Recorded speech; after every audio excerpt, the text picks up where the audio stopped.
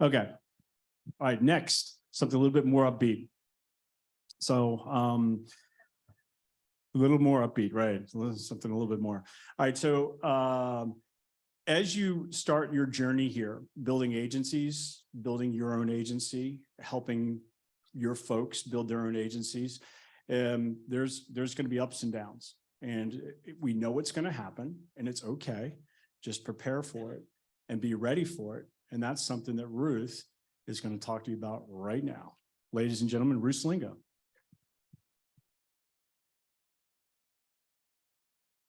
All right.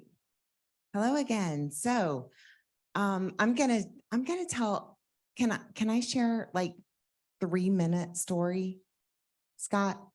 Can I share like 3 minutes about my why? Okay, ready? Okay, let's go a little bit here. My name is Ruth Slingo. I'm direct to Scott and Scott Summers, and I am so excited in the Kevin Purdy hierarchy, and I am so excited to be here with you guys today. I want to share a little bit about my journey, and then I want to talk to you while I'm sharing this. I want just kind of like for you to think about your journey. I want you to think about what did it take for someone? How many times did they contact you? What did you have to do to get to this place today? Timmy, I feel like I'm really hot up here. Like, whoo, I'm blowing myself away. Thanks. All right. So basically, let's go back. Okay, let's go back a long time ago. So a long time ago, I met Kevin and Michelle Purdy. And well, I met Michelle Purdy first, and we had our kids in the same school. We lived in the same community. And I kind of told her that she was going to be the PTA treasurer because I was the president and I wanted her to be involved. So, and she'll share that story probably the same way. She said I was a little bossy. I thought she was bossy, but you know, we all compliment each other down the road. So we became very close friends. And through this process of being friends, they were in industry that my husband was in.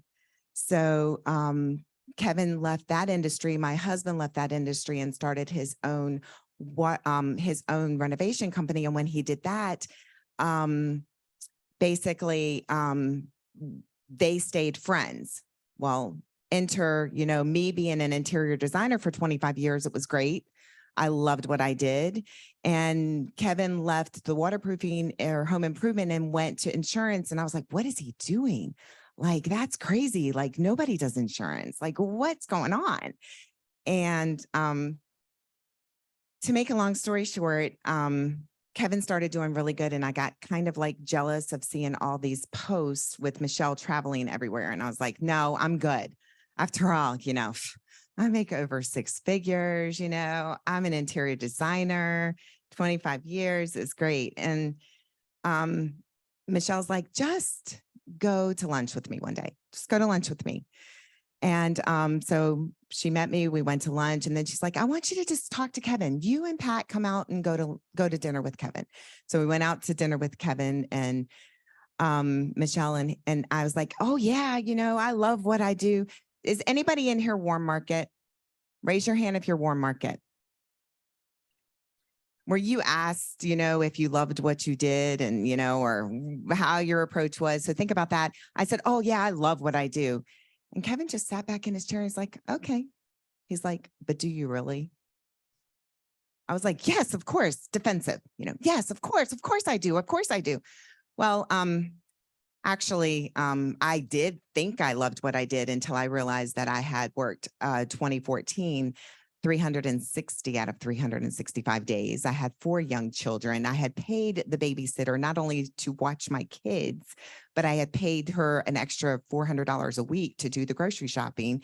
And I had her set up to cook all the dinners. So really, I was trying to provide this amazing life for my children. And they wanted mom. I set up birthday parties like nobody's business without being there. And so I want you to understand that there's other people out there that you think they've got it together. They don't want to hear what I have to say. And I'm here to tell you, you're wrong. Let them decide if they want to hear what you have to say or not. But if you don't open your mouth, somebody else, and I promise you, if they come across my path, I'll be more than happy to have all your friends on my team direct to me because you decided to keep your mouth closed. Fair enough? I mean, it's your decision, right? So let's talk about the roller coaster of recruiting. Well, I'll finish my story another time, but basically fast forward, a lot of things happened and bam, I'm here today. And I started with Symmetry in May of 2018. And it's absolutely been one of the most amazing things in my life. I have been able to be a mom, even though my kids were way older. I missed a lot, but you don't measure yourself in what you missed. You measure yourself in where you are today and what you want to make tomorrow be for you. You get to decide. See, the rest is still unwritten. So what we do today, you get to decide. What you do when you leave this place, you get to write your story, your history, your destiny. You get to write that.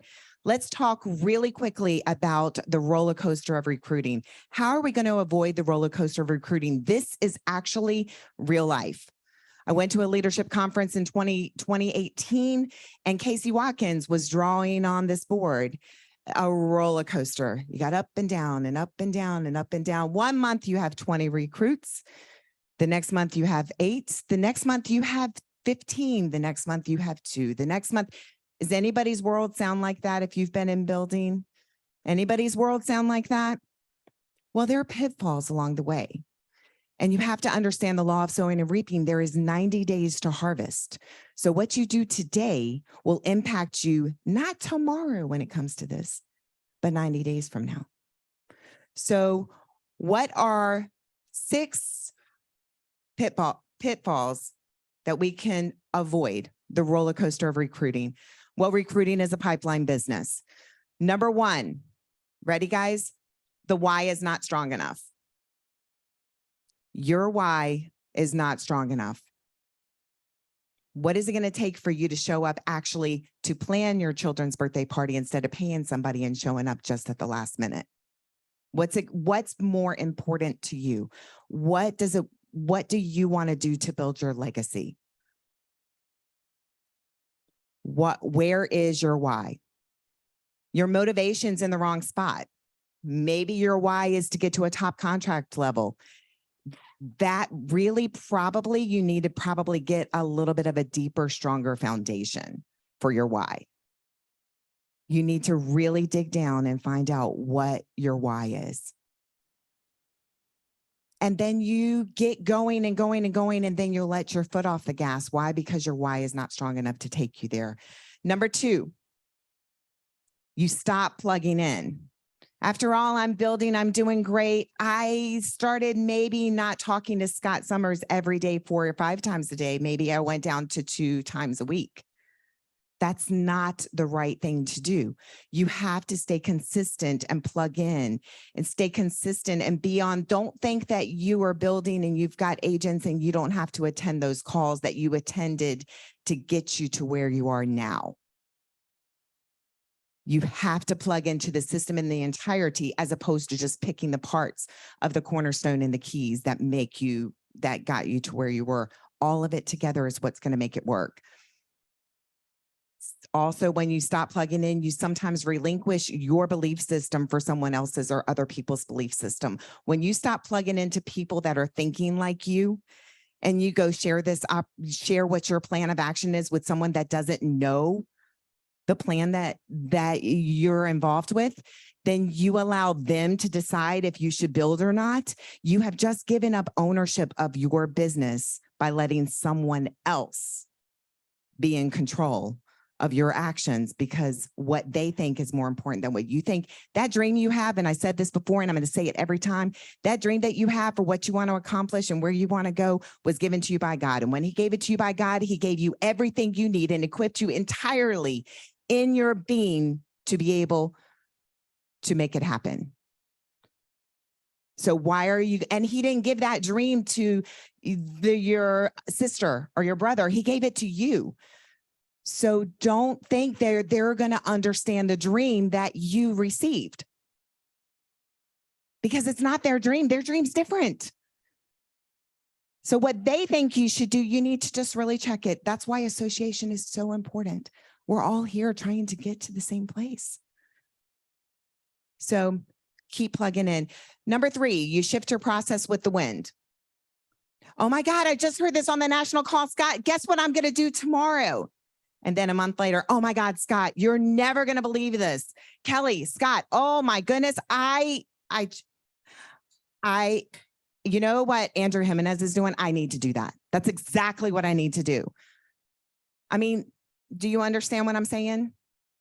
When you shift your process with the wind, you never really even know what was working or what wasn't. So stay in the hunt. Sometimes you change your process so much that you're not even sure what you can gauge, what was working or what wasn't. I'm not going to say don't make tweaks along the way. I'm saying don't shift your process with the wind. Number 4, you get to be the Messiah complex. After all, I'm going to make it way easier for my agents coming in than what I did. I'm going to make sure that I am there for them. I'm going to make sure that I answer all their questions. I'm going to help them. You know how many people I paid to do the licensing training course when I first started here? 20. I wanted them to come on so bad, and I had the money and I didn't need it. So guess what? Oh, $50. Let me help you with your licensing. I'm going to help you get there. I am not Messiah. They have to want it. So don't think that you're a good enough leader. Take their struggles and help change them. And you'll find yourself, if you do that, if you become the Messiah, that you are turning a struggler, trying to turn them into a survivor. If you got to push your whole team, this is from Casey Watkins. Newsflash, you don't have a person yet. You don't have that man yet. If you have to push your whole team, you are not the Messiah. You got to find people. You got to keep doing what you're doing. 2 more really quickly, being in the hype. You think that growth is just going to happen naturally. After all, I started going down this mountain. I'm good. You know, I've got momentum. This is great. I don't have to do 20 interviews this week because after all, I got 25 in the pipeline.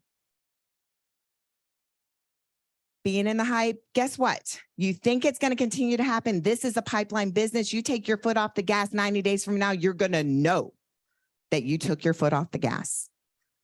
And number 6, unbalanced schedule. Too much field production, too much recruiting. The balance is what you're going to have to make that cash flow happen. And some of you guys get excited. For me, it was more along the lines of, I don't need a lot to live. I don't need to make a lot of money. Lifestyle, when you start having these big months come in, can create an unbalanced lifestyle. And sometimes you need to have that. And that's why personal development is so important. You need to know it's not how much you make, it's how much you keep. And you need to know that you need to make decisions today. And sometimes delayed gratification is what you need to do. Don't sacrifice what you want most for what you want today. And whatever you do, guys, watch this next video. Never say, I got a guy. Thanks.